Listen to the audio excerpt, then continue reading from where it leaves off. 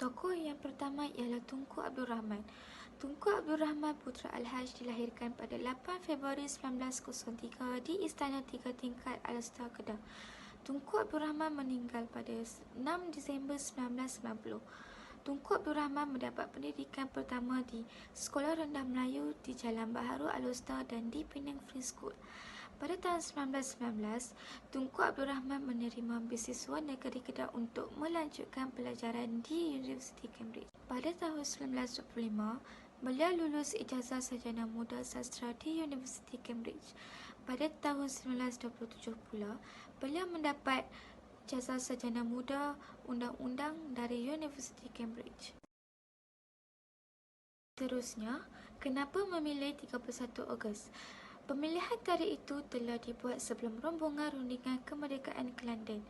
Mufti Pulau Pinang iaitu Abdullah Fahmi yang terkenal dengan ilmu falak turut terlibat dalam perbincangan berkenaan. Berdasarkan kajian, tarikh kemerdekaan di negara lain seperti Indonesia dan India didapati pada bulan Ogos, manakala tarikhnya pula melibatkan angka ganjil. Jadi, mengikut perkiraan falak Abdullah, beliau mencadangkan 31 Ogos sebagai hari paling sesuai untuk kemerdekaan tanah Melayu. Garis masa menuju kemerdekaan. Pada tahun 1906, kebangkitan nasionalisme dimulakan anak-anak muda lulusan pengajian tinggi Timur Tengah. Antaranya ialah Syekh Tahir Jalaluddin, Syekh Al-Hadi dan Muhammad Ibn Salim. Pada tahun 1922, Maktab Perguruan Sultan Idris Tanjung Malim Perak telah ditubuhkan untuk mendidik guru-guru Melayu. Pada tahun 1934 pula, Raja di Hilir Perak iaitu Raja Sejulan dan Undang-Undang Luar Rembau Datuk Abdullah Dahlan meminta Britain berhenti membawa masuk buruh dari China dan India tanpa sekatan ke Tanah Melayu. Mereka juga memberi cadangan sehingga tertubuhnya pasukan askar Melayu. Pada tahun 1946, Malayan Union diperkenalkan dan tahun 1948, Malayan Union dibubarkan dan Persekutuan Tanah Melayu telah ditubuhkan pada 1 Februari. Pada tahun 1951, Tunku Abdul Rahman telah mengundur diri dari jabatan di Departemen Hukum kerana beliau memutuskan untuk memasuki dunia politik. Tunku Abdul Rahman melakukan langkah pertamanya di dunia politik dengan menjadi Presiden Amerika Organisasi Nasional Melayu iaitu UMNO. Setelah itu, parti yang dipimpinnya itu berhasil keluar sebagai pemenang dalam pemilihan umum. Hal ini menjadikan Tunku Abdul Rahman diangkat sebagai Perdana Menteri yang pertama. Setelah terpilih, tugas pertama yang harus dilakukan oleh beliau ialah mengusahakan kemerdekaan. Pada tahun 1954, perarakan menuntut kemerdekaan oleh ahli UMNO dan MCA di Kuala Lumpur telah dilaksanakan. Tunku Abdul Rahman bersama rombongan berlepas ke London bagi menuntut kemerdekaan tetapi gagal. Pada 18 Januari 1955, rombongan rundingan kedua kemerdekaan telah berlepas ke London. Pada 8 Februari pula, Tunku Abdul Rahman menandatangani perjanjian kemerdekaan Persekutuan Tanah Melayu dengan Setiausaha Tanah Jajahan British iaitu Alan Leonard Board di Lancaster House, London.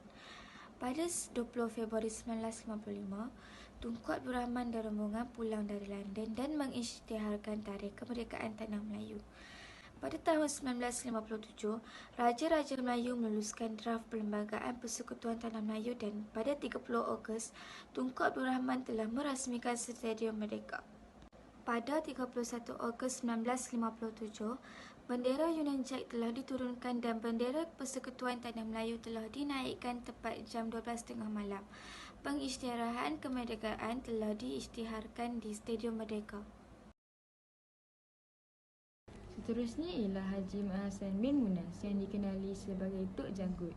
Beliau dikenali sebagai Tok Janggut kerana mempunyai janggut hingga ke paras dada. Tok Janggut dilahirkan pada tahun 1853 di Kampung Jeram Pasir Putih, Kelantan. Beliau mendapat pendidikan pondok di Kelantan dan juga di Mekah. Beliau juga mahir dalam ilmu persilatan dan telah bekerja sebagai seorang petani. Sebab penentangan beliau adalah kerana cukai tanah dan tanaman yang dikenakan ke atas penduduk Kelantan. Perjuangannya berakhir apabila British menyerang kubunya dan beliau telah dibunuh pada ketika itu di kampung dalam Pupuh Saring. Mayatnya telah diarak ke Pasir Putih dan Kota Baru, kemudian digantung secara songsang di Padang Balai Besar Kota Baru selama 4 jam.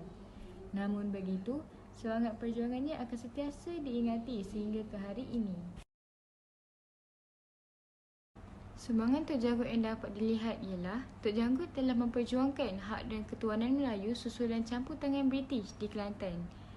Tok Janggut juga merupakan tokoh agama Islam yang berjaya menarik sokongan banyak mengikut di Kelantan.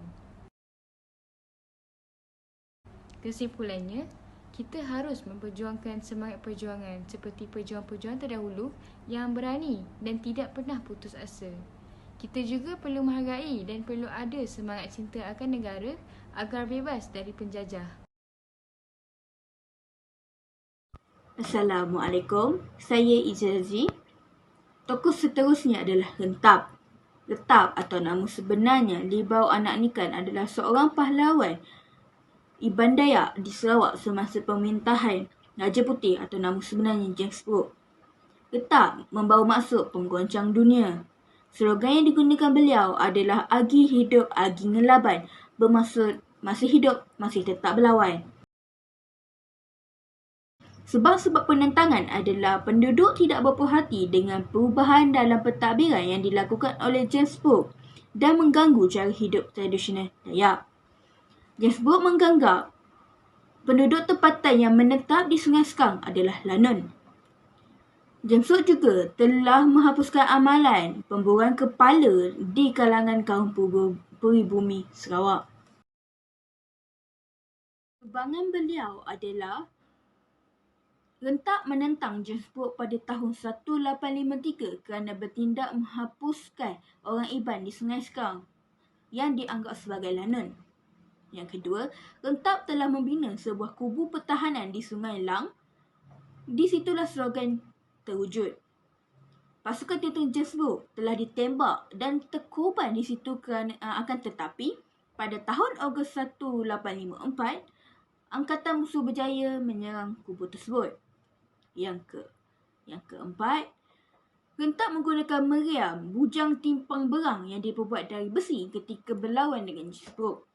Yang terakhir, Gentap adalah satu-satunya pahlawan Iban yang membunuh 2 orang pegawai berbangsa Eropah iaitu Alan Lee dan Gosh Stewart dan juga mengobarkan Datuk Patinggi Ali yang memihak kepada James Brooke.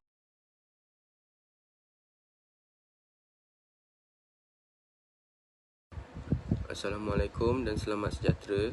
Nama saya Ko Muhammad Fawazi dan tokoh yang seterusnya adalah Mat Saleh atau nama sebenar beliau adalah Datu Paduka Muhammad Saleh bin Datu Balu, yang merupakan seorang pejuang Sabah yang terkenal dalam memberi tentangan yang hebat kepada penjajah Inggeris di Sabah.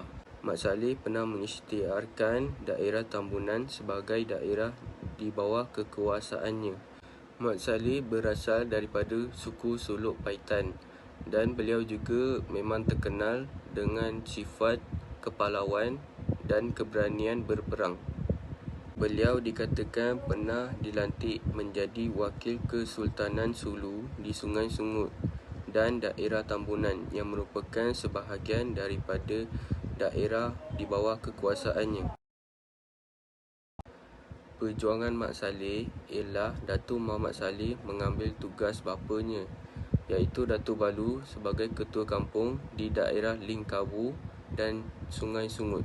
Perbelanjaan pentadbiran Mat Saleh adalah daripada pungutan cukai ke atas pedagang-pedagang yang melalui Sungai Sungut pada tahun 1896.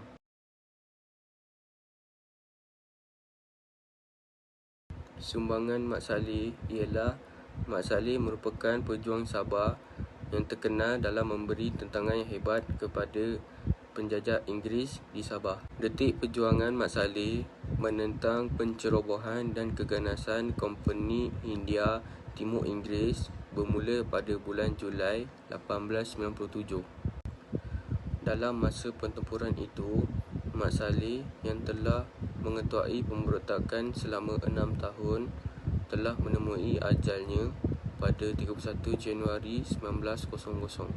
Pada pandangan British, Mat Salleh dianggap sebagai seorang pemberontak, tetapi bagi rakyat tempatan, dia ialah pejuang kemerdekaan dan seorang pahlawan. Akhirnya, Mat Kilau. Imam Rasu atau Tok Gajah adalah ayah kepada Mat Kilau. Ibu Mat Kilau adalah Teh Mahdah, iaitu anak kepada Tok Kaut Burau. Mat Kilau dilahirkan sekitar tahun 1865 ataupun 1866 di Kampung Kedondong, Pulau Tawa, Jerantut, Pahang. Sejarah perjuangan Mat Kilau ialah Mat Kilau adalah seorang yang mempunyai sifat pemimpin dan pemikiran yang matang. Ini menjadikan beliau seorang yang amat disegani dan dihormati. Atas dasar pungutan cukai yang menindas dan keangkuhan pihak penjajah, Mat Kilau, Datuk Bahaman dan Tok Janggut bersatu berganding bahu memulakan pemberontakan ke atas pihak British. Pihak pemberontak tidak mendapat sokongan Sultan terhadap pergerakan penentangan British pada masa itu. Sultan yang memerintah pada masa itu lebih mementingkan derajat dan pertalian persahabatan dengan pihak British dan sanggup mengkhianati bangsa dan rakyatnya sendiri bagi mematahkan pemberontakan di Semantan. Pada Oktober 1888, semasa Tok Gajah berada di Pekan, Hak Clifford telah datang ke Pulau Tawa dan berjumpa Mat Kilau. Tindakan Hak Clifford ini menandakan bahawa beliau mempercayai idea-idea Mat Kilau. Mat Kilau mempunyai banyak pengikut disebabkan sifatnya yang jujur dan tegas. Di antaranya, Pawang Nong, Teh Ibrahim, Mat Kelubi, Mat Ali iaitu Khatib, Awang dan Mat Tahir. Mereka adalah di antara pengikut yang sanggup sehidup semati dengan Mat Kilau. Seterusnya ialah ketika buruan British. Khabar yang menyatakan Mat Kilau tersiar di dalam akhbar Inggeris yang diterbitkan di Singapura. The Straits Times dan The Free Press pula menyatakan bahawa Mat Kilau telah melawan apabila hendak ditawan. Disebabkan kejadian tersebut, beliau telah cedera parah dan beliau telah mati di dalam perjalanan ke Hilikota Baru. Dengan tersiarnya berita kematian Mat Kilau oleh akhbar Free Press keluaran 22 Oktober 1895, maka pada pendapat semua bahawa tamatlah riwayat Mat Kilau. Apa yang sebenarnya berlaku tidak diketahui kecuali beberapa orang sahabat beliau. Di antaranya ialah Mustafa bin Awang Mat, Pendekar Tok Demali, Raja Ibrahim, Mat Kelantan dan beberapa orang lain. Disebabkan Mat Kilau telah dicop sebagai penderhaka oleh orang Inggeris, maka Mat Kilau terpaksa berpindah dari satu tempat ke satu tempat yang lain. Akhirnya, beliau bermastatin di Batu Lima, Jalan Kuantan, Gambang. Semenjak 1930, Mat Kilau harus menukar namanya beberapa kali dan menggunakan nama Mat Siam. Akhirnya, sejarah ketika keluar dari persembunyian. Pada bulan Disember, Tuhan telah menggerakkan hati Mat Kilau yang untuk memegang kad pengenalan diri yang bernama Muhammad bin Ibrahim, memperkenalkan dirinya yang sebenar untuk mengelakkan dirinya menjadi tumpuan orang ramai. Maka Mat Kilau telah bersetuju mendedahkan dirinya di kampung kelahirannya. Atas daya usaha Omar bin Mat Kilau, maka beliau dibawa pulang ke kampung asalnya di Kampung Masjid, Pulau Tawa, Jerantut. Pada Jumaat 26 Disember 1969, beliau telah pergi ke masjid untuk bersembahyang Jumaat dan mengisytiharkan dirinya sebagai Mat Kilau selepas membaca Al-Quran. Akhirnya, pengisytiharan beliau sebagai Mat Kilau telah mengejutkan orang ramai sehingga kerajaan Pahang menubuhkan sebuah jawatan kuasa sebagai penyiasat. Jawatan kuasa tersebut dibentuk pada 8 Januari 1970. Beberapa orang telah ditemu ramah untuk membuktikan bahawa Mat Siam adalah Mat Kilau. Pada pukul 10.30 pagi 6 Ogos 1970, Mat Siam diisytiharkan sebagai Mat Kilau oleh Menteri Besar Pahang. Setelah 4 hari pengumuman pengiktirafan terhadap dirinya dibuat, beliau telah meninggal dunia kerana keuzuran Usianya pada ketika itu dipercayai berusia 122 tahun. Sekian, terima kasih.